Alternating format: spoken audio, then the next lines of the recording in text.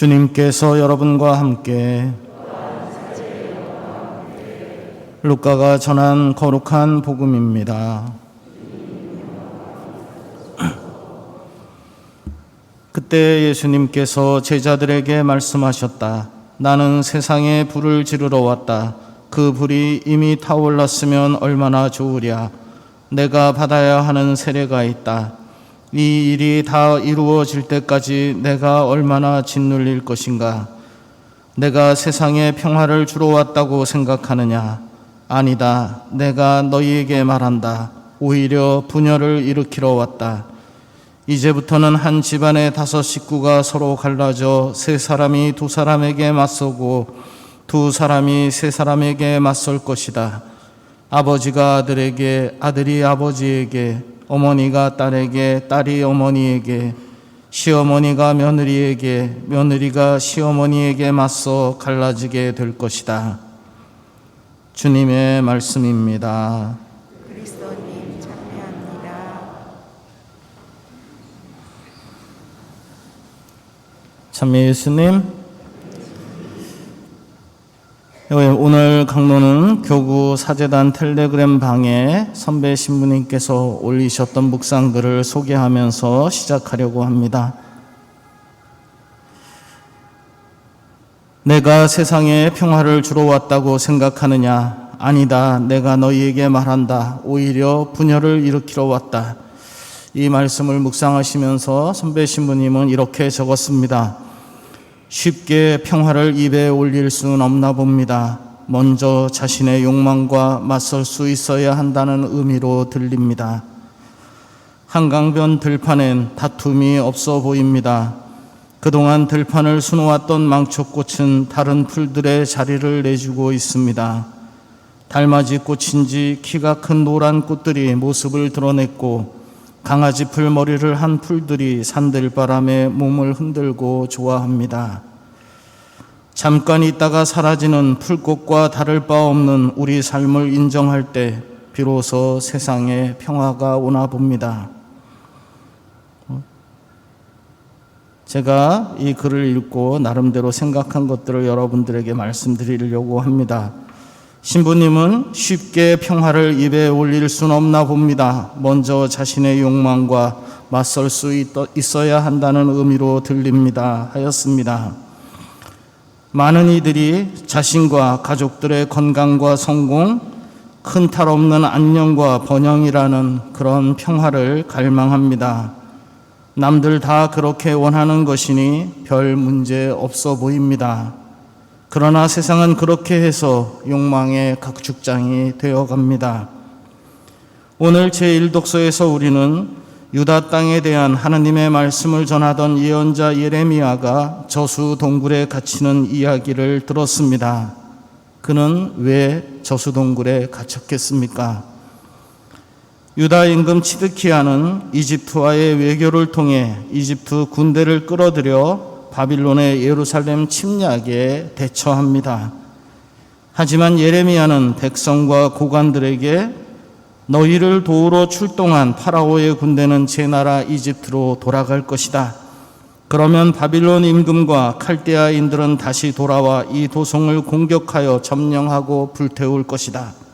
그렇게 말하였고 치드키야 임금님께서는 바빌론 임금의 손에 넘겨주실 것입니다 하고 예언하였던 것입니다. 한마디로 말하면 무슨 뜻입니까? 너희들이 원하는 대로 되지 않을 것이다. 때문에 오늘 독서에서 대신들이 임금에게 예레미야는 마땅히 사형을 받아야 합니다. 그가 이따위 말을 하여 도성에 남은 군인들과 온 백성의 사기를 떨어뜨리고 있습니다. 사실 이자는 이 백성의 안녕이 아니라 오히려 재앙을 구하고 있습니다 하고 말한 것입니다. 치드키야 임금을 따로 만난 예레미야는 그에게 만군의 주 하느님의 말씀을 이렇게 전합니다. 내가 바빌론 임금의 대신들에게 나가 항복하기만 하면 너의 목숨이 살아남고 이 도성이 불타지 않을 것이며 너와 너의 집안도 살아남게 될 것이다. 그러나 네가 만일 바빌론 임금의 대신들에게 나가 항복하지 않으면 이 도성이 칼데아인들에게 넘겨지고 그들은 이 도성을 불태울 것이며 너는 그들의 손에서 빠져나가지 못하게 될 것이다. 유다 땅을 벌하시는 하느님의 몽둥이, 그 앞에 항복하라는 것이 예레미야의 메시지였습니다. 세상은 결코 나의 갈망과 바람대로만 되어가지 않습니다. 오늘 복음에서 예수님은 나는 세상에 불을 지르러 왔다. 그 불이 이미 타올랐으면 얼마나 좋겠느냐 하십니다. 불은 살아계신 하느님의 현존을, 성령의 불꽃을 상징합니다. 성령의 불꽃은 하느님 아닌 것들을 태워 없애고 우리 마음 안에 하느님의 사랑이 불타게 합니다. 그 불이 사람들 마음 안에 타올랐으면 얼마나 좋겠느냐 하는 것이 예수님의 탄원입니다.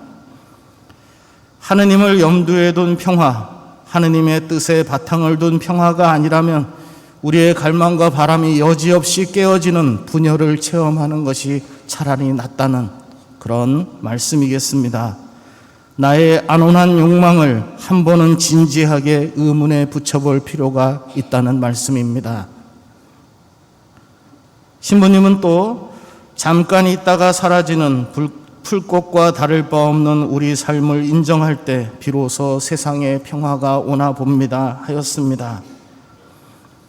하느님 없이는 우리 삶이 지탱될 수 없음을 알고 인정할 때, 그래서 사랑의 불꽃을 우리 마음 안에 모시고 하느님과 함께 삶을 영위하고 또 죽어가는 법을 배울 때라야 내 안의 평화도, 세상의 평화도 가능할 것입니다. 오늘 제2독서는 그렇게 하느님과 함께 살아가고 죽는 이들의 수가 적지 않음을 우리들에게 상기시켜 주고 있습니다. 형제 여러분, 이렇게 많은 증인들이 우리를 구름처럼 에워싸고 있으니 우리가 달려야 할 길을 꾸준히 달려갑시다.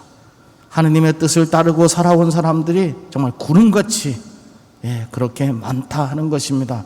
그리고 하느님은 그들을 어떻게 하였습니까? 하느님 곁으로 부르셨다 하는 것이 이 독서의 내용입니다. 하느님은 그들을 버려두지 않으신다. 외면하지 않으신다. 그런데 사람만이 아니라 자연의 미물들도 그렇게 살아간다는 것이 선배 신부님의 관찰이고 발견입니다. 한강변 들판엔 다툼이 없어 보입니다. 그동안 들판을 수놓았던 망초꽃은 다른 풀들의 자리를 내주고 있습니다.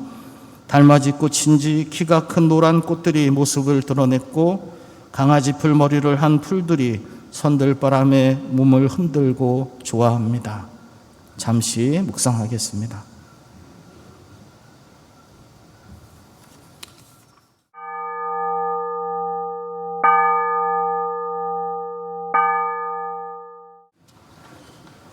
공지사항 말씀드립니다. 내일 성모 승천 대축일 우리 의무 축일입니다. 미사는 오전 7시, 9시, 11시, 그리고 오후 5시, 저녁 8시 5대 미사 봉헌되겠습니다. 그리고 9월 10일 추석 명절 맞이해서 합동 위령 미사 봉헌합니다. 9시, 11시 2대 미사 봉헌하겠습니다. 9월 8일 목요일까지 사무실로 신청해 주시면 되겠습니다.